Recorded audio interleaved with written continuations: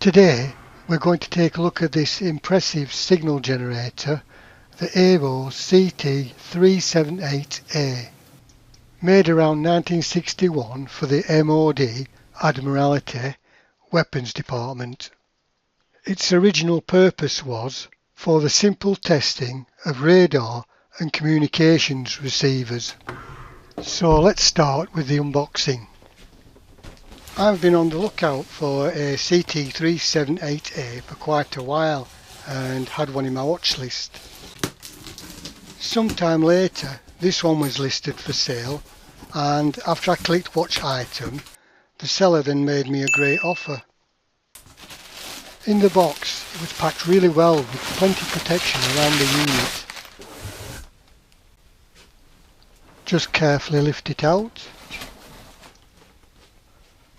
Right, now we have it on the bench, we can take a proper look.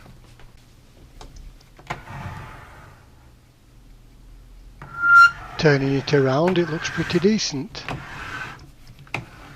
Apart from a couple of bumps and knocks. And the seller did mention this in the listing. Okay, let's open it up. To undo the case, there are two retaining clips at the top and two at the bottom of the clamshell case. Then we can remove the front from the rest of the unit. I don't think this has had much use because the fascia is in almost pristine condition.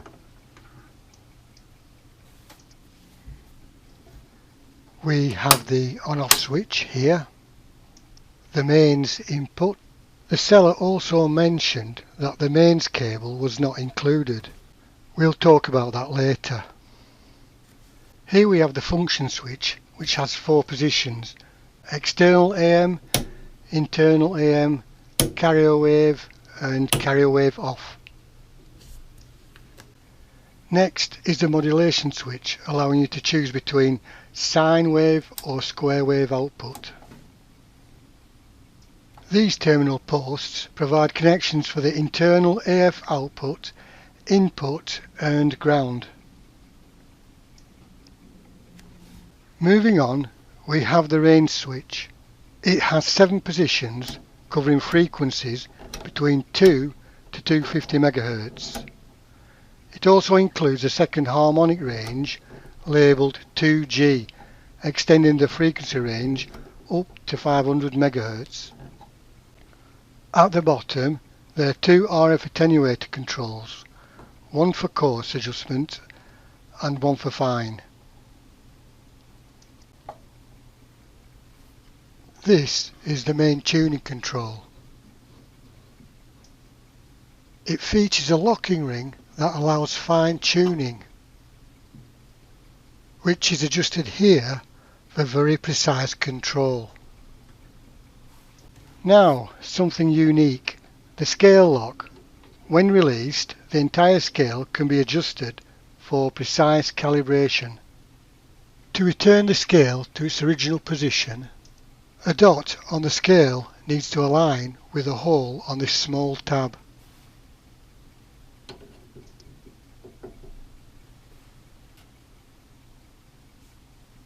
In the top corner we have the set level adjustment for the RF output level. This is adjusted until the level meter needle reaches a mark in the scale.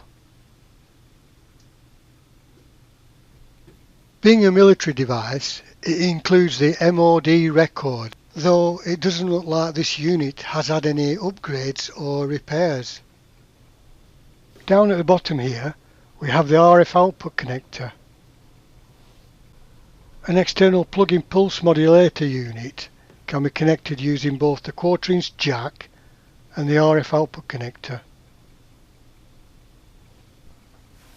Alright, that covers the front panel. Now let's take a look inside. First, we need to remove the 4 bolts on the back of the unit. Around the edge there are 8 screws, 2 on each side, marked with red washers. According to the manual, These only need to be loosened. Then we can carefully lift it from its shell.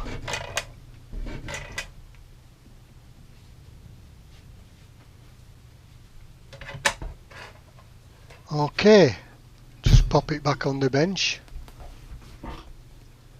Now we can see what's going on in here. Inside it doesn't disappoint, it's pretty much like new. This really confirms that it's had very little use during its lifetime. Looking at me is the mains transformer. I like the mains voltage adjustment where you just move the fuse. 5 valves or tubes are used in this AVO signal generator, starting with a CV491 double triode, 2 CV468 triodes, a CV493 rectifier and a CV1832 cold cathode stabilizer. Okay, we'll turn it over, and next to the RF can there's a selenium rectifier. Just turn it around a little. And here's a CV468 sub-miniature triode. I managed to find 3 CV4507 new old stock direct equivalent, just in case, since there are 2 in this unit. Taking a look on this side, some calibration presets on the side, and this over here is a function switch. Just rotate it again to show the top of the unit. Nice AVO branded choke. Quite unusual to see a spare little valve base here. The set level meter here. Checking out the electrolytics, they appear to be fine. We'll find out soon if they are. Looking around, there doesn't seem to be any wax capacitors to replace, which is good news. Inside this can is the main RF oscillator with the other CV468 triode, along with the tuning capacitor and coils. I'm not going to remove the top to avoid disturbing anything, unless I have to, of course. Okay, we'll pop it back together now, and then we'll do some testing. Just have to make sure these tabs are in the correct position.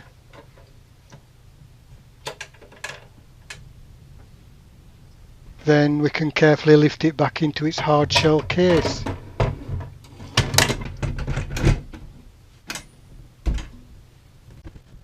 Then just tighten the 8 screws around the edge.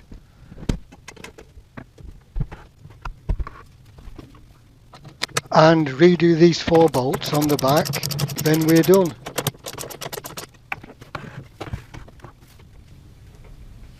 Before we move on, there's another interesting part of this purchase.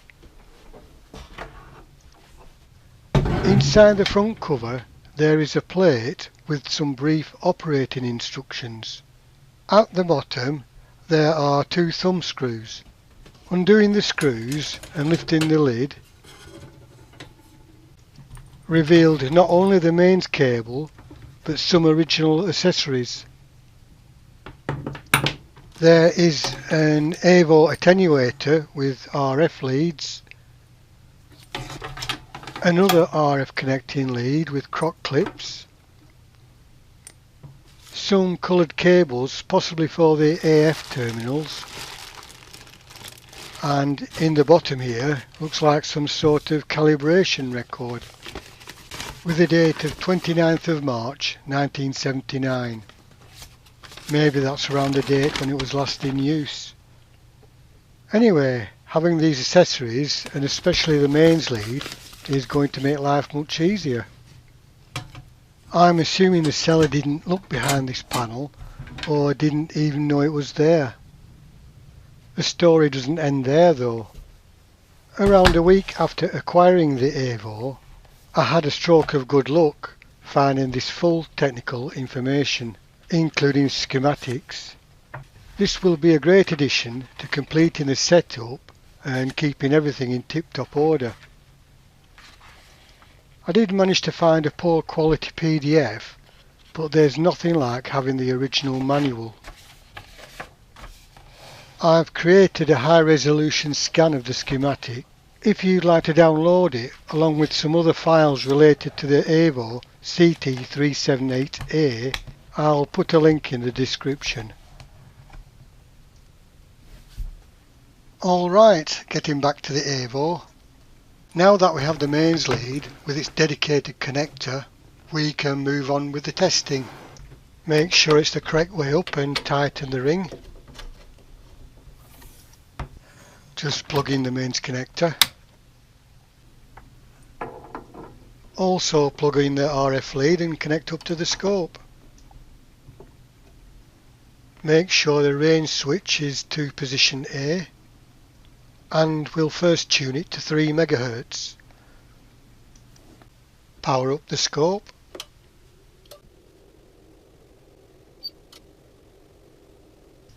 Switch on and wait for it to warm up.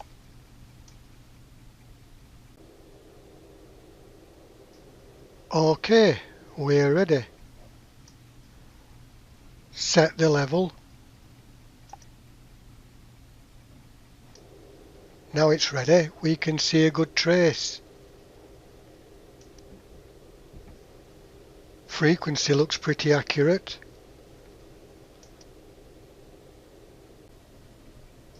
Next, we'll turn the function switch to internal modulation. And there it is, a nice 1 kHz carrier. We'll just freeze the trace to make it easier to see. Now we can see it looks really good. We'll next set the range switch to E and check it out at 35 MHz and see what the scope says. Readjust the level again. OK, now we have the AVO set to 35 MHz, and according to the frequency counter on the scope, as we'd say in the trade, it's bob on. Switch it to the internal modulation once more, and we still have nice AM modulation. Lastly, we'll set the range to G, then take it right up to 130 MHz and see if it's still accurate. It's just a bit short of 130 MHz, but I think it'll be fine for my needs. Besides, I'm not entirely sure how accurate the scope is anyway. Next, we'll connect the scope to the AF out terminals and take a quick look at the 1 kHz waveform.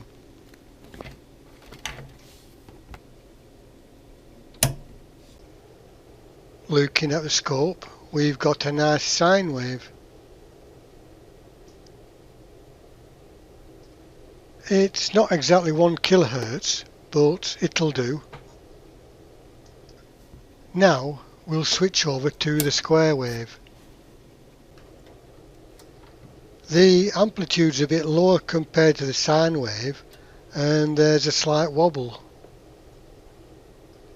I'm pretty certain it's one of the electrolytics, and the low amplitude could be one of the triodes.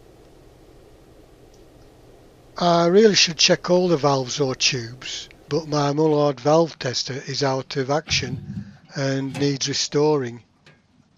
I'll make a video about that another time. So, that's a look at the impressive AVO CT378A signal generator. We explored the front panel controls, checked out some internal components, and tested the output signals. It's not a perfect unit, there are a few things that need attention, but overall it's a solid vintage piece that'll do the job for my workbench. I hope you found this walkthrough interesting. Please like and subscribe and stay tuned for future videos.